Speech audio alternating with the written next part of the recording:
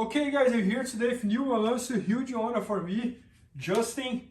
And guys, Neil is one of the best instructors at IBJJFanatics.com and also one of the best grappling and MMA instructors in the world. He has worked with a bunch of like UFC champions and all the best fighters. And today he's gonna show us here the far side armbar that he does from the crossbody position. And I'm very excited to learn from him. Let's do it, Neil. Okay, I was just gonna show a little trick that can help you if you're doing far side arm bars, no gi, and you like stepping over the head. Because I learned this from Caro.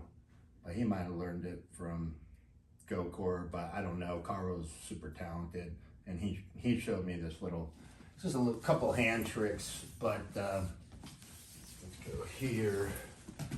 Okay, so you got your choice where you want to start this from, but I'm just going to start this from just like a basic control position. Okay, and I'll take you through the process and I'll show you my couple tricks. Okay, so let's say I'm tied up here, kind of just holding them, not so much pinning them down. And okay, so what I'm going to do from here, the first thing I'm going to do is I want to get this shoulder up. So I'm going to turn his head to face me. So I'm just going to go start with a frame like this. So I'm cupping the shoulder and framing, and this so he's facing me. So now you can see he wants to go away from the pain, so he's going to naturally face me. Now I'm going to turn this underhook into a short hook. So I'm going to pull it in, and I'm going to put my elbow right here. It's kind of a feel, but I kind of want a little bit of the compression of his ribs to cause that diaphragm to feel a little pinched, make it difficult to breathe. Plus, you know, it's uncomfortable, but don't bring this like all the way in where your point of your elbow is not on him. You just want to pull it in, and right there, you can just feel that little spot. Okay, and there does a couple of things. One, it sucks, but I'm not trying to necessarily torture him, but it gets his mind thinking about this, right? And it screws up his breathing, which is nice because he's not thinking about this necessarily. So from here, okay, I cause that, then I go to a hand position, pinning his hand. Now, before I move to step over, some people like to spring up to knee on belly. I don't spring, tall and slow, so that's not gonna work. Okay, so what I'm gonna simply do is I'm gonna shift my weight to my elbow that is causing the discomfort, okay? And then from here, I'm gonna extend. Now, as I step over, I like having lots of secondaries. So as I step over, I'm gonna bring my foot under his arm, okay? So when I step over, you're gonna see me naturally do that. That's for my secondaries, okay? So from here, pressure, I step over. Now when I'm going here, you see how I'm holding his arm? He can't bring his hand to the center at the moment, okay? And rather than kind of turning and trying to chase to this position, I'm just gonna do a simple backhand, okay? So as soon as I'm here, I'm just gonna backhand it, okay? And what this does, he can't do a walkout if he has a downward arm crank position, okay? So here, now what I'm gonna do is I'm gonna continue to pivot. Let's move a little. Okay? I'm gonna pull this to my leg, and a lot of times I just grab my own thigh here. Here. Now I'm gonna finish it jackknifed, which I'm doing it for a reason. Okay? Now from this position, I'm gonna pivot and I'm gonna fall back. When I do, I'm gonna keep this pinned down to my hip. Okay, so here, because of this arm, he can't walk out.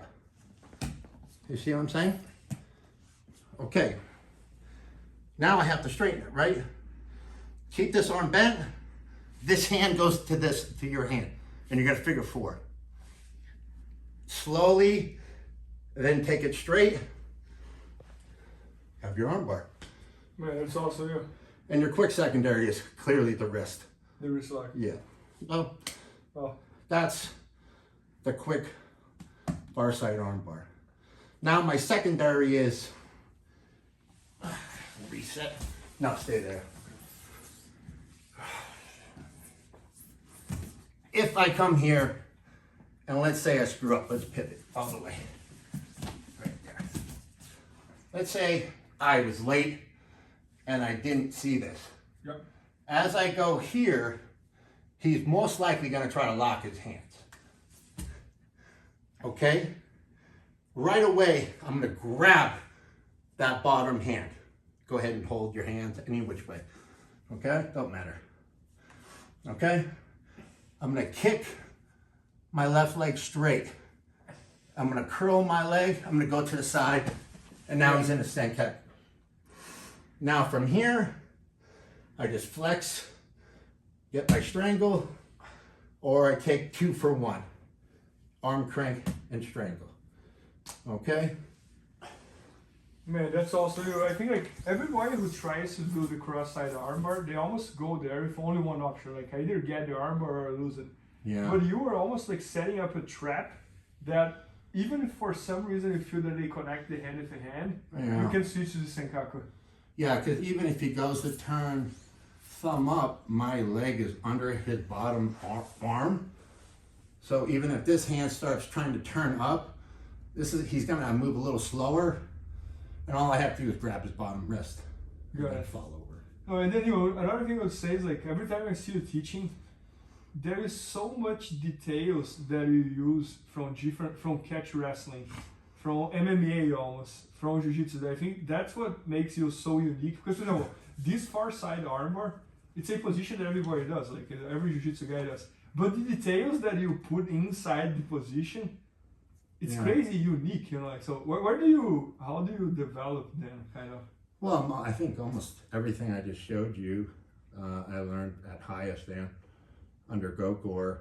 Like I said, I learned that from Caro, but I don't know.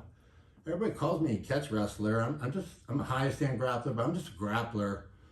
And I've done gi, I've done all types of grappling, but I'm big into wrestling, and not catch wrestling, so to speak. I'm big into collegiate wrestling and freestyle, and I like working with wrestlers. And it seemed what I was good at was training wrestlers for MMA and how to beat grapplers. And I would be a sparring partner and a coach. And I just, I don't know. But when you're not focused on your own career, I'm blind in one eye, and I have Behçet's disease, so MMA career is not going to happen. And I used to compete in grappling, but back in the day, you competed and then you started coaching. I didn't even realize that guys were getting paid and competing. When Zangas first started filming with this, he was trying to tell me, and I hadn't followed grappling at all, or jiu-jitsu. I just followed MMA, because that's where the money was. That's where everybody was going. They'd go do a little grappling, do a couple of competitions. They did kickboxing or whatever, and then they're doing MMA. No, that's incredible. And again, like you have the knowledge from catch wrestling, from grappling. You have done gi. You understand about judo, and you coached a bunch of MMA athletes. So it's so much like knowledge from all type of variables that I think like I love watching this stuff you show, because it's so different than everybody else. But I was in the UK a bunch of times, so I can see the efficiency as well. So no, that's incredible, Neil. Those who can't teach, right?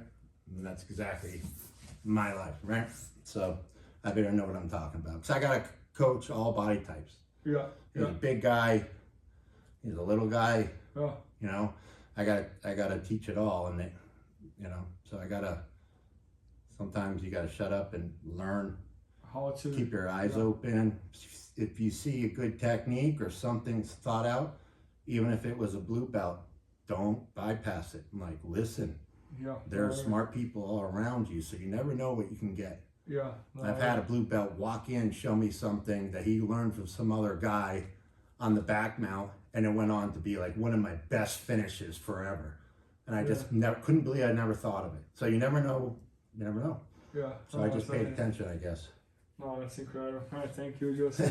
Thank you, man. I appreciate the kind words too. And guys, Neil just shot an entire instruction all about he calls like the cross body attacks, which for the jiu-jitsu community is more like the side control attacks.